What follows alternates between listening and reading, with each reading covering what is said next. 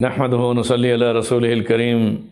اما بعد فاعوذ بالله السميع العليم من الشیطان الرجیم بسم اللہ الرحمن الرحیم۔ ناظرین، میں آج آپ کی خدمت میں خاص طور پر خواتین کے ان مسائل کا ذکر کرنا چاہتا ہوں جس میں ظاہر ہے کہ ہر شخص کی یہ دعا ہوتی ہے کہ رب ذوالجلال انہیں اولاد عطا فرمائے۔ ظاہر ہے کہ اولاد کے لیے سب سے پہلے تو یہ دعا جو کہ انبیاء کرام نے قرآن پاک کے ذریعے سے اللہ تعالیٰ نے ہمیں تعلیم کی ہے، جو انبیاء کرام کی دعا ہے، رب حب لی من الصالحین۔ جو بھی شخص جو اولاد چاہتا ہو اس کو چاہیے کہ وہ کثرت کے ساتھ کم از کم صبح و شام 11 مرتبہ ہاتھ اٹھا کر دعا مانگتے ہوئے نماز کے بعد، کیونکہ نماز کے بعد جو فرض نماز کے بعد دعا کی جاتی ہے وہ قبول ہوتی ہے، تو ظاہر ہے فرض نماز کے بعد جہاں پر وہ سب سے پہلے الحمدللہ رب العالمین والصلاة والسلام علی رسول محمد وعلی آلہ واصحابہ اجمعین ربنا ظلمنا انفسنا وان لم تغفر لنا وترحمنا لنکونن من الخاسرین، یہ استغفار پڑھ لے اور اس کے بعد 11 مرتبہ پڑھے رب حب لی من الصالحین، رب حب لی من الصالحین، رب حب لی من الصالحین، رب حب لی من الصالحین، رب حب لی من الصالحین، رب حب لی من الصالحین،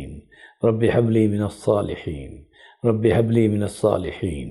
رب حب لی من الصالحین۔ 11 مرتبہ اس کو پڑھنے کے بعد درود ابراہیمی پڑھ کر اپنے چہرے پر ہاتھ پھیر دے۔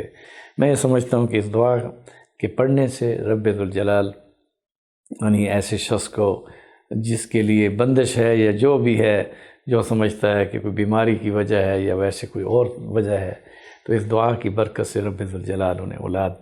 عطا فرمائیں گے، اور اولاد بھی ایسی جو صالح اولاد ہوگی۔ ہنالک دعا زکریا ربہ قال رب حب لی من لدنک ذریۃ طیبہ انک سمیع الدعاء۔ ظاہر ہے کہ حضرت زکریا علیہ السلام کی دعاؤں میں بھی یہی بات جو محراب کے اندر انہوں نے دعا کی تھی۔ تو بہرحال میں اس موقع پر آج ناظرین کو جو رب حب لی من الصالحین کا ذکر بتا رہا ہوں 11 بار صبح و شام۔ اگر خاص طور پر جو خواتین اپنی اولاد چاہتی ہیں، نرینہ اولاد چاہتی ہیں، یا والدین جن کی اولاد نہیں اور اولاد کے متمنی ہیں، تو درود ابراہیمی 11 بار، اس کے بعد رب حب لی من الصالحین 11 بار، اور اسی طرح سے جو دعا کا میں نے طریقہ بتایا ہے اس دعا کے طریقے کے مطابق فرض نماز کے بعد اگر اس دعا کو پڑھا جائے تو انشاءاللہ رب ذوالجلال انہیں اولاد صالحہ اور طیبہ عطا فرمائیں گے انشاءاللہ۔